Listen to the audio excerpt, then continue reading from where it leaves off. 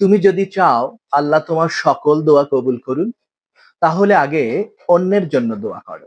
দেখো, আসমান থেকে তোমার জন্য দোয়া নেমে আসবে। আমরা দোয়া করি নিজের জন্য, নিজের স্বপ্ন, প্রয়োজন আর কষ্টগুলো নিয়ে। কিন্তু রাসূল আকরাম সাল্লাল্লাহু আলাইহি ওয়াসাল্লাম আমাদেরকে শিখিয়ে দিয়েছেন এক অসাধারণ বিষয়। তিনি বলেছেন, যে ব্যক্তি কোনো ভাইয়ের জন্য অদৃশ্য অবস্থায় দোয়া করে, ফেরেশতা বলে, হে আল্লাহ, তুমি তার জন্য একই দোয়া করো। সহিহ মুসলিম। কি চমৎকার না? তুমি কারো ভালো চাইলে আল্লাহর পক্ষ থেকে একজন ফেরেশতা তোমার জন্য সেই দোয়াই করে। তুমি বললে, হে আল্লাহ, তাকে সুখ দাও। আকাশ থেকে ফেরেশতা বলে, হে আল্লাহ, তাকেও সুখ দাও।